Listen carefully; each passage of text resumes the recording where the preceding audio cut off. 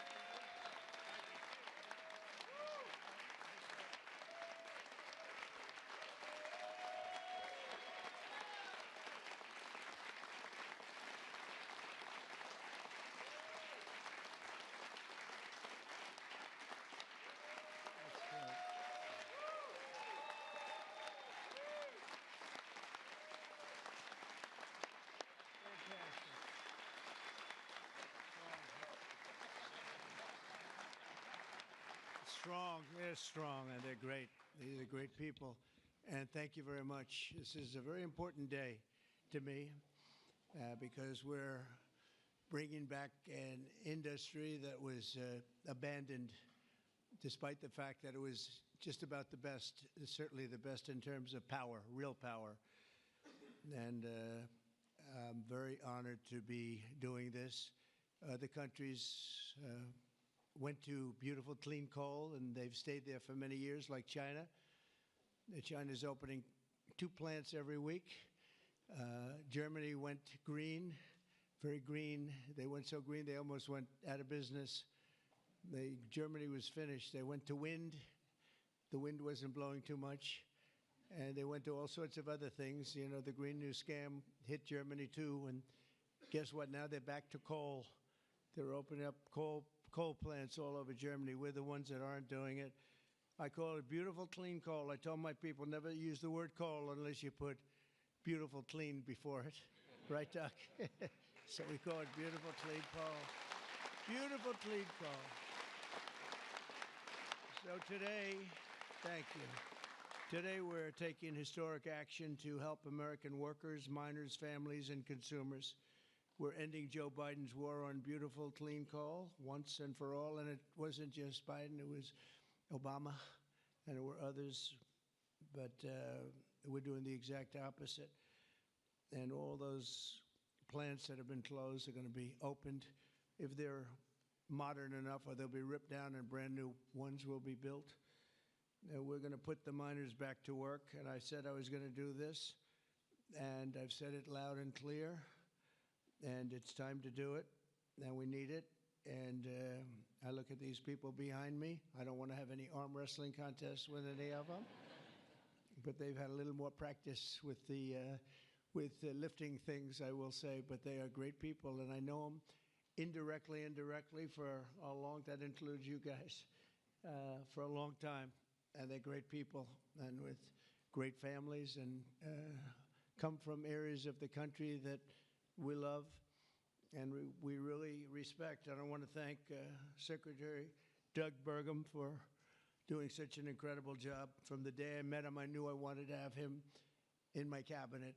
He took a shot at running, and he was so good and so solid that he made no news, and that was good. But I saw him, and I saw his beautiful wife, Catherine, and I said that they're going to be a team. They are a great team, and they're going to be working for this country someday. And one of the first people I called after I won. So thank you very much. And along with the Energy Secretary, Chris Wright, and I was going to make Doug actually the Energy Secretary. And he said, sir, you have one person who's much better than me at this, Chris Wright. I said, who the hell is Chris Wright? I have no idea who he is. And then I learned that he's the most respected person in the energy business by far, far and away. For Doug to say that, Doug's got a big ego. It was very tough for him to say that. Catherine was there, right? Catherine, you said, wow, I've never heard that before. But Chris, you guys are fantastic. Stand up, all three of you, please stand up.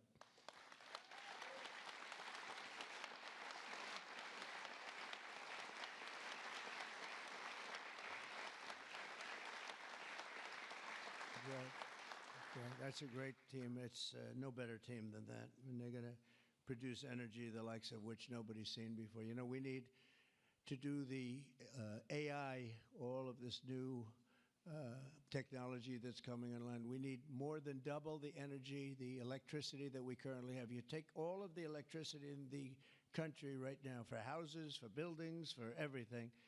We need to more than double it to be number one. We're now way ahead of everybody at AI. China's in second place, but way behind. And they're going to be producing a lot of energy and a lot of electricity for this. And so are we, and we're going to get approvals very fast. And I would say the man that's almost comparable to you in terms of the importance to this, maybe he's even more comparable. I hate to tell you, a guy named Lee Zeldin, who's a friend of mine for a long time. He was a great...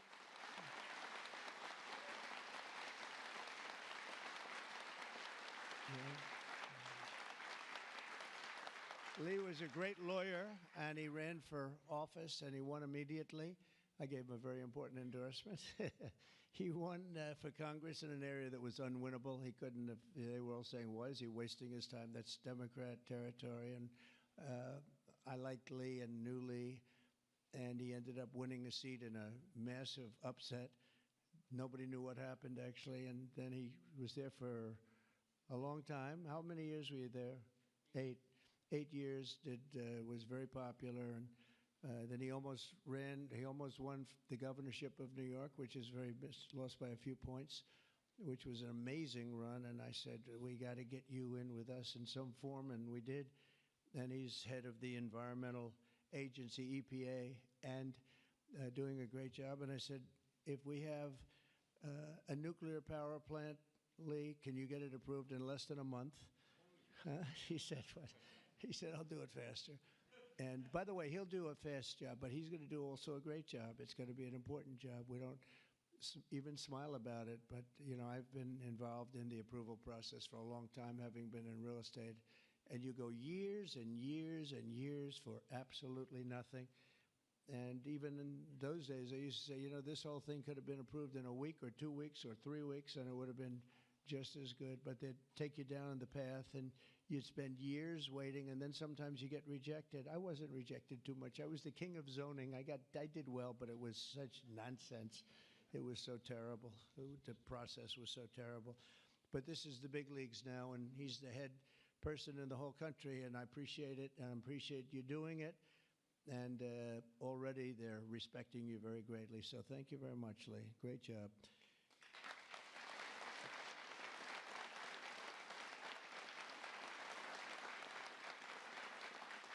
So we have a lot of senators and congressmen and women, and I'm going to just introduce the ones that I see here because, you know, it's always a problem when I do this because I leave 1 or 2 out, and that's the end. I never get their vote again. I never get their vote. It takes years to recover, but we'll give it a shot because Senator John Barrasso, who's my friend and a great gentleman. Thank you very much, John, for being here. Thank you, John. Cynthia Lummis, fantastic woman who believes like I do, and she believes like I do in these people, right? She believes in them maybe even more than I do. That's pretty good from day one. Thank you, Cynthia. You're doing a fantastic job. Kevin Kramer, my friend. Where is Kevin? Because Kevin, I think he was here because he had a problem, and I just will pay my respects. He wanted to be here so badly, but he had a difficult problem that he's working through, and we all love Kevin. John Hoven. John, thank you very much. Thank you very much. Go ahead. Steve Daines. Thank you, Steve. And Steve is a picker of great candidates, like he picked a guy named Tim Sheehy, who's here. Where's Tim? Where is Tim? Thank you, Tim. And Tim Sheehy has turned out to be a wonderful senator, and that was your pick. And we went with it, and you were right. And we have a great one in Tim, so thank you, Tim, and thank you, Steve. Shelley Moore Capito. Shelley, thank you very much. West Virginia, from West Virginia, she has to like, you have no choice. Even if you didn't like it, you have to like all, right? But they were doing a number on you. They were doing a number on you with the coal stuff, and you have not only coal, but you have among the best coal anywhere in the world. So thank you very much. A friend of mine for a long time, I'm the one that got him to change his religion in a sense. He changed the party. He went from a Democrat. I said, Jim, you're not a Democrat. But he changed to Republican. He's one of the most popular Republicans and one of the most popular political leaders in the country, Jim Justice. I call him Big Jim. Big Jim Justice. Good. You look good, Jim. And he was in the business. And so am I doing the right thing? You would know better than anybody in this room. Am I doing the right thing, Jim? I think so, right? Thank you very much, Jim. Cindy Hyde Smith. Cindy, thank you, hon. Very good. Good job. People are going to be happy. And all friends of mine. Mike Lee. Mike, thank you very much. We have a lot of people from Congress, congressmen and women, representatives. Morgan Griffith. Morgan, thank you. Thank you very much. Bruce Westerman. Bruce, thank you, Bruce. Bob Latta. Bob Latta. Thank you, Bob. Good job. Troy Balderson. Troy, haven't seen you in a long time. Since that early race, I endorsed him before anyone knew who he was, and he ended up winning. That was another surprise, right? That was a long time ago. Yep, you're doing a great job. Thank you very much, Troy. Carol Miller. Carol, thank you. Carol, West Virginia. Riley Moore. Riley. Hi, Riley. Thanks. Mike Boast. Mike, thank you very much. Troy Downing. Troy, thank you. Oh, he has something. What is that, coal? Is there coal in that bag? Huh? Even better, it's clean coal. I like it. I'll take it right now. Thank you very much. Hal Rogers. Hal. Hal, thank you. Thank you, Hal. Andy Barr. Thank you, Andy. Good luck with everything. I hear good things. Troy Downing. Troy, thank you. Thank you. Thank you. Thank you very much, Troy. Hal Rogers. Oops. Harriet Hageman. Harriet. Hi. How are you, Harriet? We just left Harriet. This is one of the finest attorneys you will ever see. I have seen her in action, and she is brutal. I never want her against me, that I can tell you. Dan Muser. Dan. Thank you, Dan. Thanks, Dan. Good job you're doing. Wesley Hunt, my friend, too. Wesley, great. I love your commercial.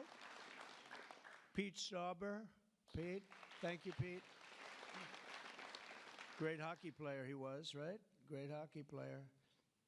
And a great gentleman just broke the record of Wayne Gretzky. The great one is Wayne Gretzky, but we have another great one, too, huh? Just broke the record. It was great. Governor Greg Gianforte. Greg, nice seeing you. Good, Greg. Thank you very much, Greg. Bill Lee. Bill, thank you very much. Patrick Morrissey, West Virginia, just got elected. Mark Gordon. Mark, thank you. Thank you very much.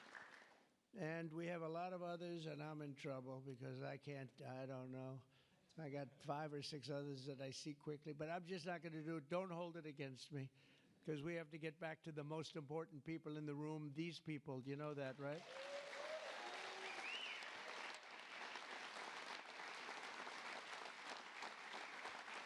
So the energy workers and the coal miners in the area that I'm standing on, and there's a lot of weight on this platform, so I don't know what's going to happen. I hope it's structurally designed for you guys. I don't know. But we have just really well-deserving, great American patriots, and it's such an honor to be here and making such a big move, such a bold move in energy. Because, you know, for years, people would just bemoan this industry and decimate the industry for absolutely no reason, because with modern technology and all of the other things that we do, it's one of the great forms of energy. That's why other countries, leading countries, are using it, some exclusively. For 4 long years, Joe Biden and congressional Democrats tried to abolish the American coal industry. They did everything in their power while he was awake, which wasn't much, shutting down dozens of coal plants, banning coal leases on federal lands, and putting thousands and thousands of coal miners out of work, destroying their lives, actually, destroying their lives. I'll never forget when I went to West Virginia, which I won by 48 points, I think, right? Big Jim, I won by 48 points. But in the first campaign where Hillary Clinton was about 4 states too early, and she was talking about how bad coal was and how they were going to teach coal miners how to make widgets and gadgets and technology, which they didn't want to do. They want to mine. One thing I learned about the coal miners, that's what they want to do. You could give them a penthouse on Fifth Avenue and a different kind of a job, and they'd be unhappy. They want to mine coal. That's what they love to do. And she was going to put them in a high-tech industry where you make little cell phones and things. I don't know. Do you think he'd be good at that? I don't know. I would be. You don't want to be. And she was brutal about 3 weeks before, but then she had a problem. She went to West Virginia looking for votes, and that was a bad situation. You remember that. And there was a coal miner around the table with his family, and he was in tears because of what they had done to him and his family. And I hope he's still around, but that man made quite an impression on the world and the public. And we ended up winning in a great election, but we ended up winning by a lot. The Democrats' Green New Scam killed jobs and sent prices soaring here in America. But meanwhile, China opened 2 coal plants every single week, and other countries likewise went very strongly back into coal. Some of them never got off. Those are the ones that didn't have the problems. The Biden energy policy was to put America last. We want to be last. We got to be last. Not a good policy. Under my administration, we're putting America first. It's very simple. America's always going to be first. On my first day in office, I terminated the Green New Scam. I declared the national energy emergency and withdrew from the unfair, one-sided, and extremely costly to the United States only Paris Climate Accord.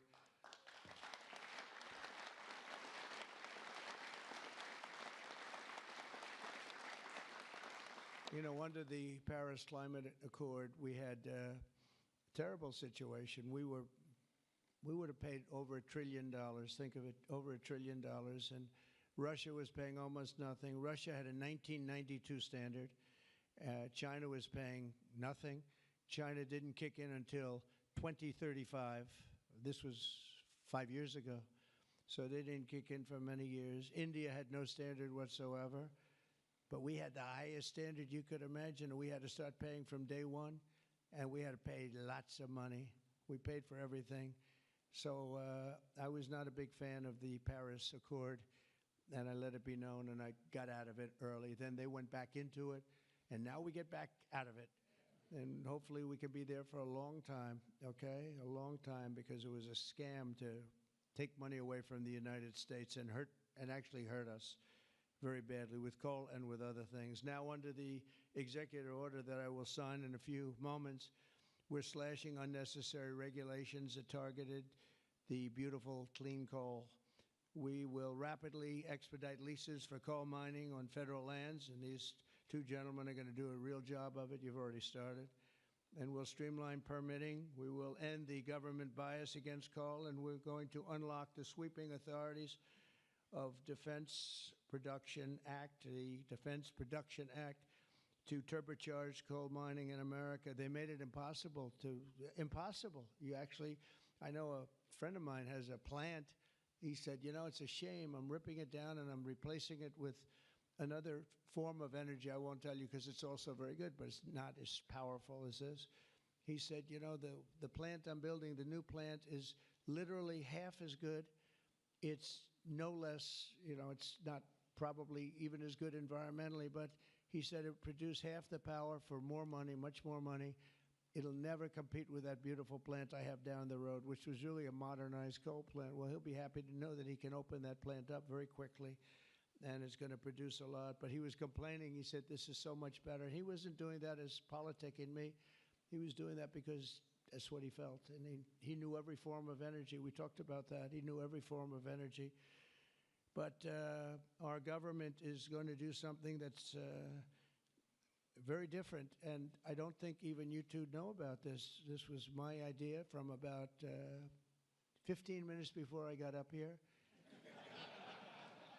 We're going to guarantee that we have a strong business for many years to come, that your coal companies and your miners don't get all excited about their jobs, and then should a radical left liberal become president, they end the business right away, and somebody's built a plant and spent hundreds of millions of dollars in building a plant, and the plant is going to be closed because a Democrat got in or a liberal got in. They're opposed to coal, and Republicans are very much for it. Clean coal. And we're going to give a guarantee that the business will not be terminated by the ups and downs of the world of politics. So should somebody come in to this very important office and say, oh, well, you spent hundreds of millions of dollars and you guys have given up your life because you want to be in coal, and then all of a sudden you don't have a life anymore because it's what you know the best. That's not going to happen. We're going to give a guarantee that it's not going to happen, so that if somebody comes in, they cannot change it at a whim. They cannot just going to go. They're going to have to go through hell to close you up. All right, so that's pretty good. We're going to give that in the form of a guarantee that we're writing on right now structurally and from a legal standpoint. So your investments are going to also be protected.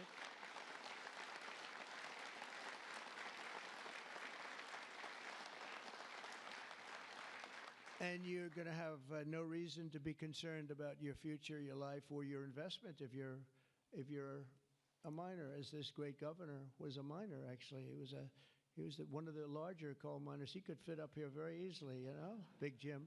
But he was a great success. But they were very, very tough on him, and he did a beautiful job with a beautiful product. Already under our leadership, the Department of Interior has approved the expansion of the Spring Creek mine in Montana, supporting 280 coal mining jobs and unlocking over 40 million tons of coal. And there's more to come. Spring Creek, big one. And there's more to come in the states of Wyoming, Alabama, Utah, North Dakota, and many others. West Virginia, I can't believe they didn't put West Virginia down. It's lucky I mentioned that, right? Can you imagine if I didn't mention West Virginia? I would have been in big trouble. They didn't mark it down here. It's good to have a president like that that can pick that up, right? You think Joe Biden would have picked that up? I don't think so. Gee, they didn't mention West Virginia. I don't think so. I don't think he'd be standing up here either. The value of untapped coal in our country is 100 times greater than the value of all the gold at Fort Knox. And we're going to unleash it and make America rich and powerful again. Under this order, I'm also directing Secretary Wright to use billions of dollars in federal funding to invest in the next generation of coal technology, which is an amazing technology in terms of getting the full potential of coal and also doing it a very clean, environmental way. Pound for pound, coal is the single most reliable, durable, secure, and powerful form of energy there is on Earth today. It's a big statement. You never hear those statements, you know. You've never heard that before from a politician, have you? Well, maybe from that politician, but not from not too many. But that's the way it is. I say it again. Pound for pound, coal is the single most reliable, durable, secure, and powerful form of energy. It's cheap, incredibly efficient, high density, and it's almost indestructible. You could drop a bomb on it, and it's going to be there for you to use the next day, which you can't say with any other form of energy. Virtually indestructible. Most importantly, we have more of it here in America than anywhere else on Earth. We have more coal than any other country. You go to Australia, they have fantastic amounts of coal. You know who they sell it to? China. They sell it to China. They're nearby. They sell a lot of it to China.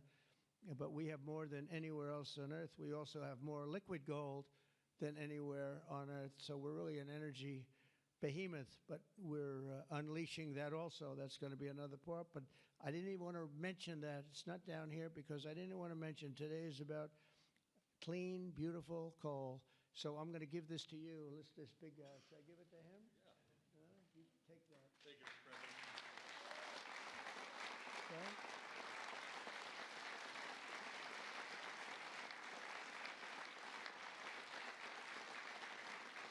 For example, we believe it's possible to extract enormous amounts of critical minerals and rare earths, which you know we need for technology and high technology in the process of coal mining, making in America the mineral superpower of the world, actually. In addition, I'm instructing the Department of Justice to identify and fight every single unconstitutional state or local regulation that's putting our coal miners out of business. And we are withdrawing all of those objections from our government today. It's all being withdrawn. So all of you people that have been fighting for your lives, we are withdrawing all of that today. We have excellent lawyers, excellent. Have you noticed that lots of law firms have been signing up with Trump? $100 million, another $100 million for damages that they've done. But they give you $100 million and then they announce that, but we have done nothing wrong. And I agree, they've done nothing wrong. But what the hell? They give me a lot of money considering they've done nothing wrong. And we'll use some of those people, some of those great firms. They are great firms, too. They just had a bad moment. But we're going to use some of those firms to work with you on your leasing and your other things. And they'll do a great job. I think they're going to do a fantastic job. And for those of you that want to know the tariffs, you've been hearing about tariffs, we're taking in almost $2 billion a day in tariffs. $2 billion a day. And we're doing very well.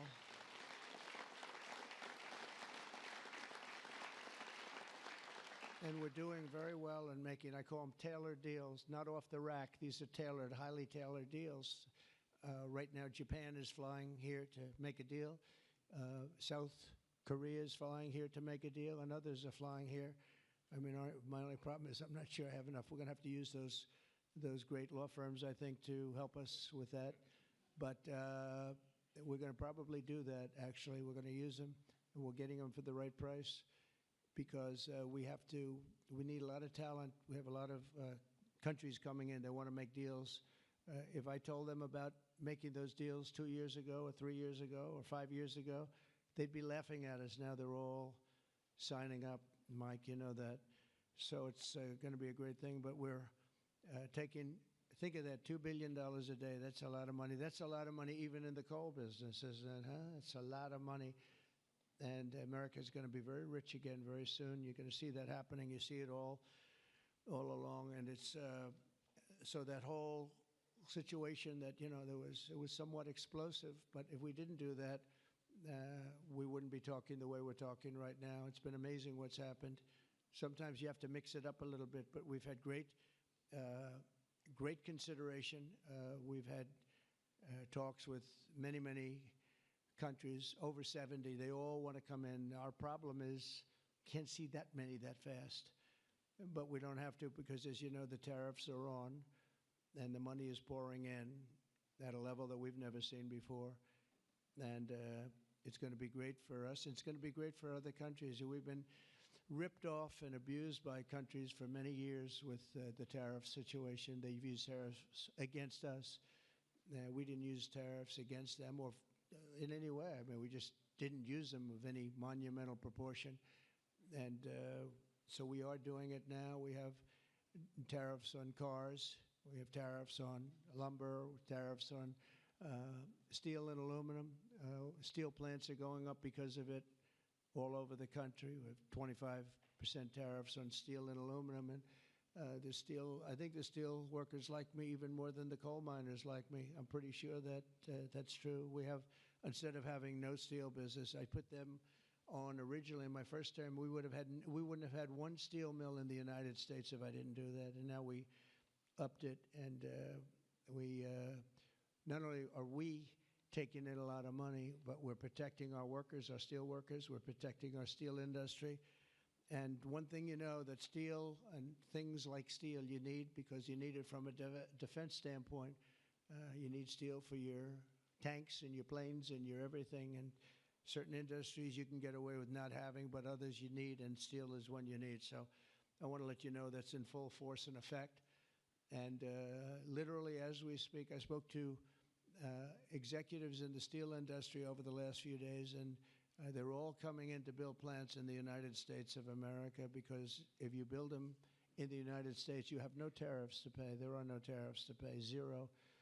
If you build them outside using outside labor and hurting our businesses, and you send your product in, you have to pay a price for that, and they will be having tariffs, as you know. It's an amazing thing. This has been something used against us for many years by other countries, China in particular, but others, not just China, others, and taken advantage of us, ripped us off, and left us for dead, frankly.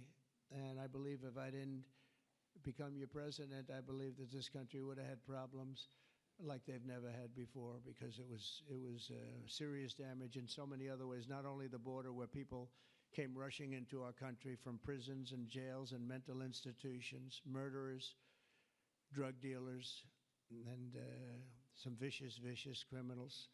11,088 murderers came into our country. We have to get them out. We're getting them out. 11,088. Of that number, half committed murder on more than two people. And this is what they allowed into our country with their open border policy of lunacy.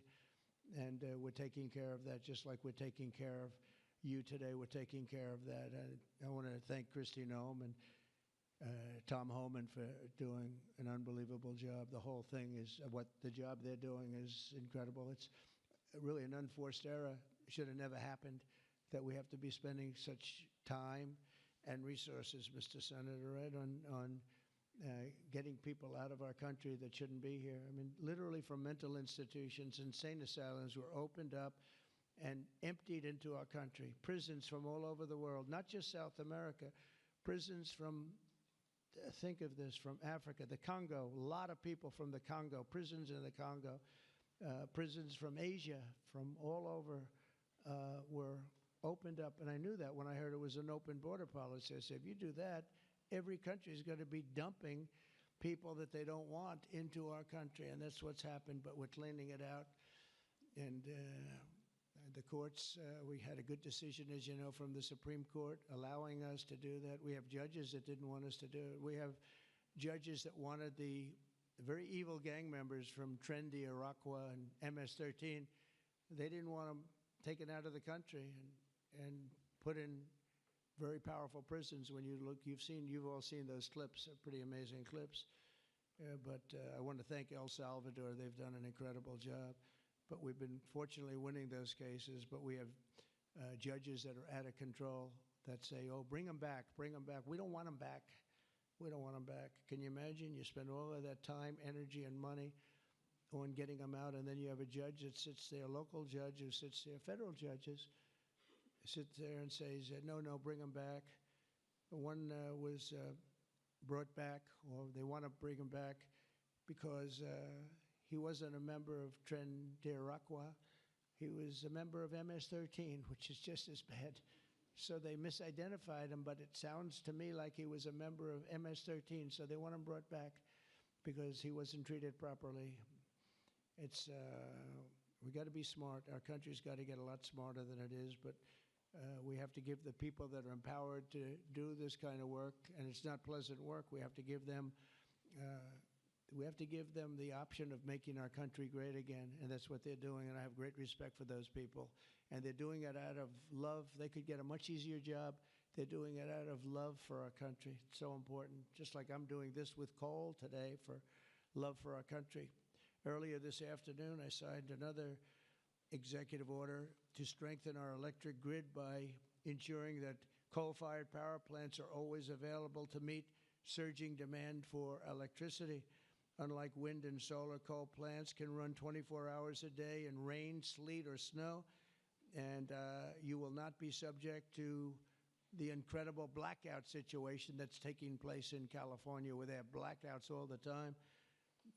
It's an amazing thing with California. They have blackouts and brownouts at levels that nobody's ever seen before. And all they want to do is keep going the way they're going. And they're doing a very poor job.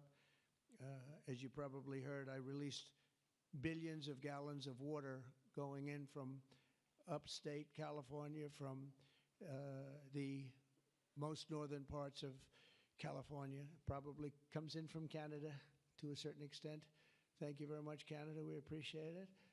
And I released it. It was being sent out to the Pacific Ocean. I've been working on Gavin and some of the politicians for years, and they didn't want to do that because they were protecting a smelt, a fish that was perhaps in trouble, but it's not unique to that area. And because of that, you had numbers, you had fires. Nobody's ever seen anything like what happened. Think of what it would have been like if you had fire hydrants that had water in them, if you had sprinkler systems in houses. A lot of these luxury houses where they had beautiful sprinkler systems, there was no water. They had no water to put out the fires. Water is very good for putting out fires, you know. They just didn't learn it. But we now have millions of gallons, billions actually, they say, of gallons of water pouring into California from the Pacific Northwest, I guess they would say, mostly Pacific Northwest, but other parts of the northern sections of California and beyond. And it's a beautiful thing to see. I saw a picture of it this morning. The water's just flowing down there. I said, why didn't they do this? I told them to do it. My first term, I said, do it. And I don't know. I think the second term is just more powerful. They do it. When I say do it, they do it, right? And we actually had to do some pretty strong things to get them to open it up. They had, think of this, they had all that water pouring out right into the Pacific. They had a big valve, like a giant valve as big as this room, and they turned the valve. Takes 1 day to turn it, and they face it toward the Pacific Ocean, and the water, all that was coming down, all millions and millions of gallons coming down, they put it into the Pacific Ocean, which for the Pacific Ocean is like a drop of water. But for California, it would have been unbelievable. So we did it. I'm very proud of the fact that we did it. We did that against a lot of heat and a lot of environmental nonsense. From now on, we'll ensure that our nation's critically needed coal plants, as an example, remain online and fully operational. They're always going to be operational. And again, we're going to have guarantees that government cannot close them down, close you down, and destroy your lives. To that end, I'm also instructing Secretary Wright to save the Cholla coal plant in Arizona, big plant, which has been slated for destruction. We're going to keep those coal miners on the job. Going to tell them to just remain calm, because we're going to have that plant opening and burning the clean coal, beautiful clean coal, in a very short period of time. You know all about that, right?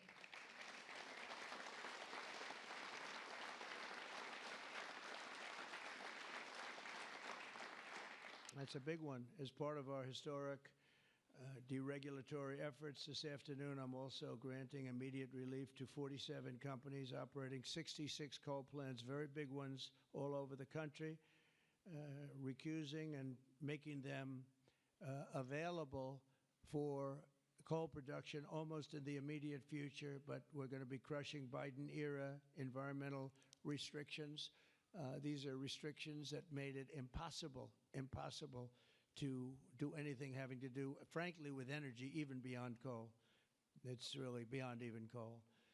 We have clean air, we have clean water, and now we have clean coal. And at the same time, we're going to do other things and with other forms of technology and also energy, like our country has never really seen before and never been known to do before, because of all sorts of restrictions having to do with the Green New Scam, which, by the way, was devised by somebody that never even studied. You know that? They never even studied anything to do with the environment. It was a young congresswoman. She came up with the idea. And based on that, I guess we only have, well, actually, we should have all been gone, because they gave us only a few years left on Earth, right? Right, Greg? We were going to be gone. We're all going to be gone.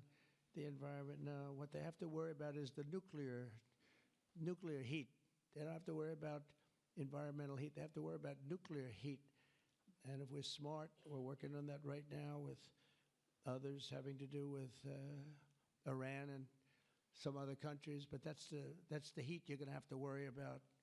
You don't have to worry about the air is getting warmer. The ocean will rise 1/4 of an inch within the next 500 to 600 years, giving you a little bit more waterfront property. They say this is going to, these guys can handle that. The nuclear, we have a bigger problem with, right?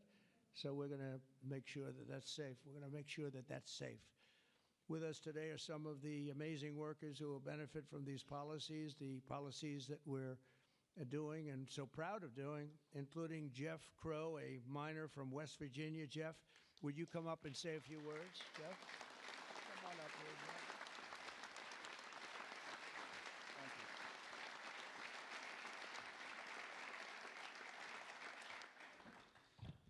Good afternoon, Mr. President.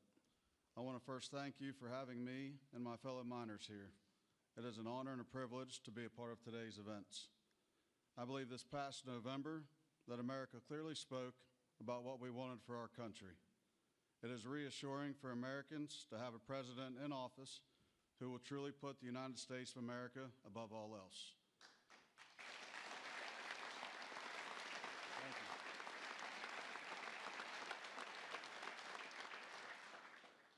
With putting America first, you have spoken numerous times about energy independence. I believe most don't understand the importance of that. Coal is one of the major factors in energy independence and accounts for a large portion of America's energy. Coal is one of the most reliable and cheapest forms of electricity. For too long, coal has been a dirty word that most are afraid to speak about. Most of those that would speak negatively about coal do so from an uneducated standpoint. Many are unaware of the engineering and technology that are used in today's mining to create a clean, energy-efficient product. All of this is done while using the safest practices in the industry. Speaking for West Virginia, coal provides approximately 50,000 jobs for those that work in the mines and the businesses that support them. It also accounts for over 50% of West Virginia's export product. To name a few, we employ engineers, teachers, physical therapists, accountants, truck drivers, high school and college graduates. All of these occupations and graduates have turned to the coal industry to provide a better way of life for them and their families. Everyone in our industry works long hours and days to provide a reliable energy product, and too many times it goes unnoticed. I've personally worked in the industry for 23 years. I choose to do this daily to provide my wife and children with the life that they deserve. Prior administrations have done all they could to eliminate the coal industry. Sorry, one second, I'm getting there. In my opinion, they have done so with an unethical and uneducated approach. But we are still strong, we are still here, and we are still needed in order to make America great again.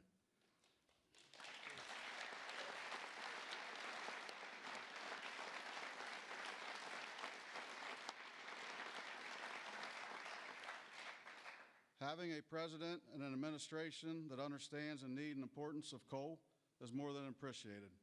It gives the industry a form of reassurance to know that we have a president in place that supports us. For my family, to the over 3,000 employees of ACNR, and for the coal companies, miners, and businesses throughout our great country that rely on the coal industry, we say thank you for your continued support.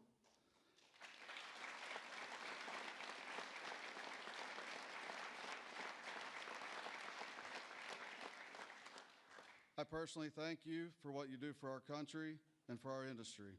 It has been my pleasure to be here today to help you usher in the golden age of America. That's good. Thank you. Thank you. Appreciate that. Thank you.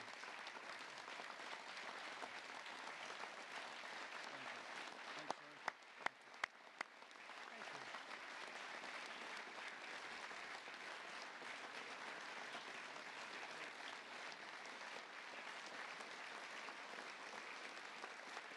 You did a good job. Let me have that speech. I want to have that. Yes, sir. I had a couple of good lines in there when I came up. No, actually, what I want to do, I'm going to sign it for you because I mean, he worked hard. Look at it, and look how good his eyes must be to read that. I lost it once. And hopefully you can sell it tonight for a lot of money. No, sir. I'll keep that one.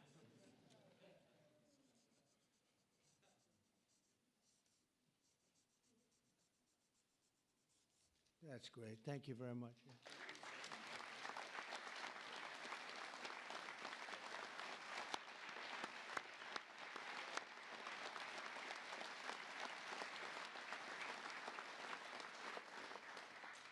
Thank you very much, Jeff. And also with us is Tony Campbell of the East Kentucky Power Cooperative. And Tony's quite a gentleman and very respected in the industry. Come on up, Tony. Thank you.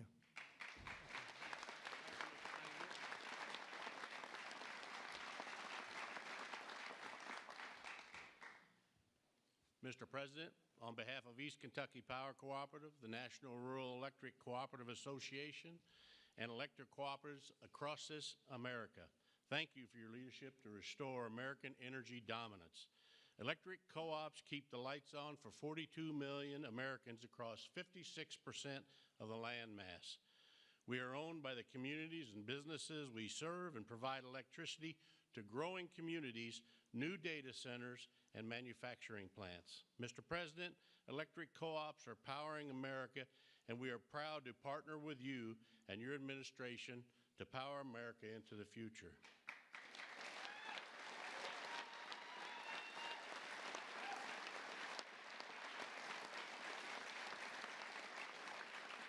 Our electric cooperatives in Kentucky understands the importance of reliable, affordable, and American-made energy, especially coal and natural gas. Coal fuels most of the electricity generated by our cooperative. America must keep coal plants open and running to ensure reliable electricity when we need it most. To meet growing demand over the next decade and ensure fuel security, America will need more always available electric generation power, such as coal. And we want to recognize the hardworking American men, women that support our mission. To all America's line workers, our coal miners, thank you for your dedicated service to our country.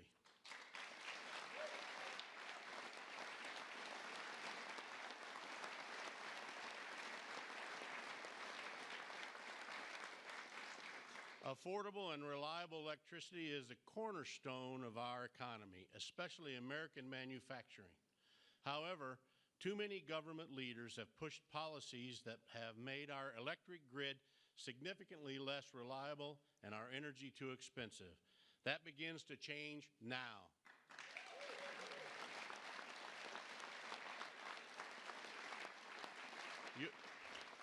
Your actions today will prevent the premature closing of essential power plants and help us meet tomorrow's energy needs. And they will help us continue to deliver reliable, safe, and affordable electricity.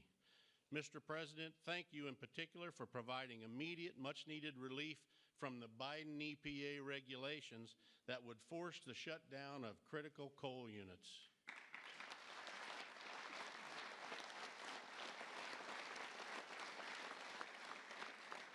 Finally, I want to say congratulations on the all-star energy team you've assembled. Electric co-ops have already been working with Secretaries Bergrum, Wright, and Rollins, and Administrator Zeldin, and we are excited for all we can accomplish together. Mr. President, thank you again for your actions today and for your support for the electric cooperatives as we work to keep the lights on in America. Thank you, Mr. President. Thank you.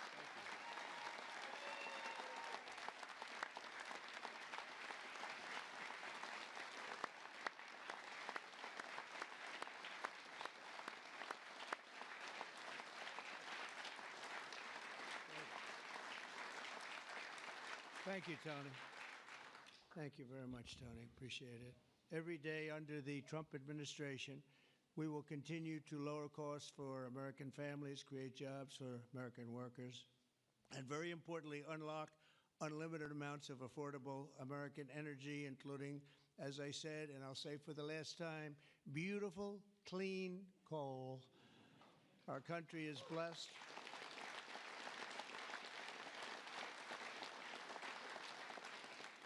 Our country is blessed with the most abundant natural resources on earth, as nobody has what we have. And we're going to use it, too. We're going to use it in a very responsible way. Together, we're going to tap that magnificent potential to give our people the glorious future that they deserve, better than they've ever had in the past. I mean, they had a good future. If you look 20 years ago, they thought they had a good future, and it was ripped away from them, torn away from them with nonsense.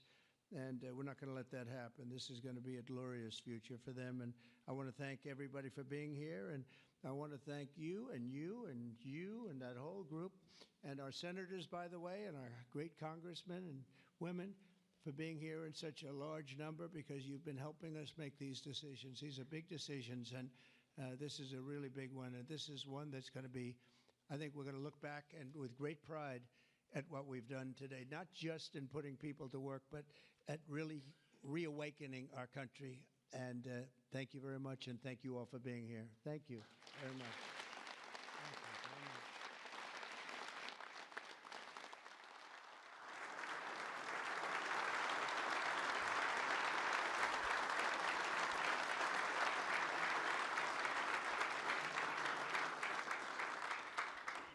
Come on up. Mr. President, Yes, who's first one?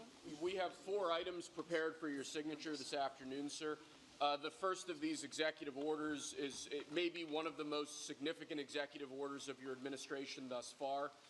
This directs all departments and agencies of the federal government to end all discriminatory policies against the coal industry. This ends the leasing moratorium that prevents new coal projects on federal land, and it's going to accelerate all permitting and funding for new coal projects to allow the coal industry to flourish under your leadership, sir. That's great. Thank you.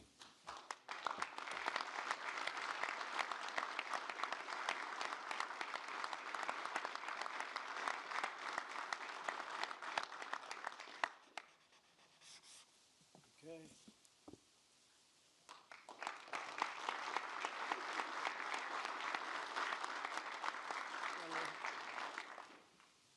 Sir, there are currently dozens of coal plants in America that are in imminent danger of being forced to close based on unscientific and unrealistic policies enacted by the Biden administration.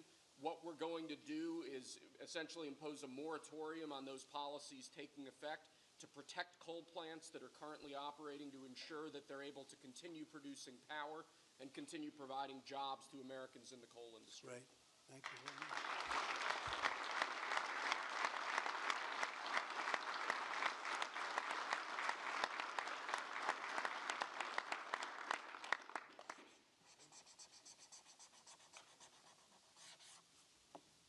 Okay.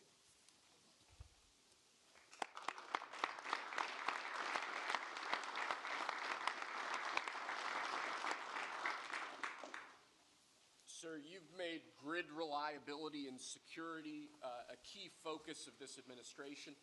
This executive order is going to promote grid security and reliability by ensuring, in part, that our grid policies are focused on secure and effective energy production and energy transmission, as opposed to woke policies that discriminate against secure sources of power like coal and other fossil fuels.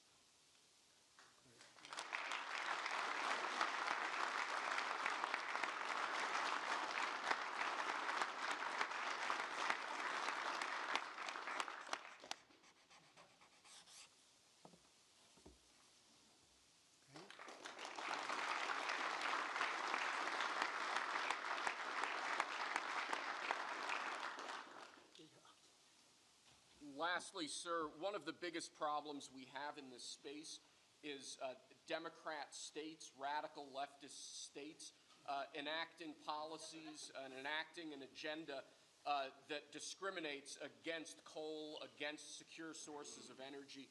Many of these policies are unconstitutional and illegal, and with this executive order, you're going to be instructing your Department of Justice to vigorously pursue and investigate these state policies that we believe are illegal or unconstitutional. Good. Thank you.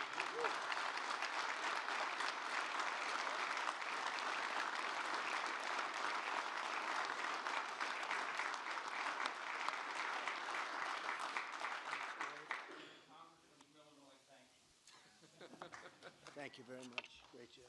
He went to Harvard when Harvard was good. It was a while ago.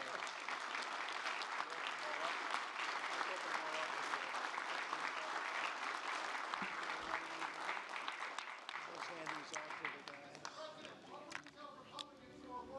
Tariffs, sir.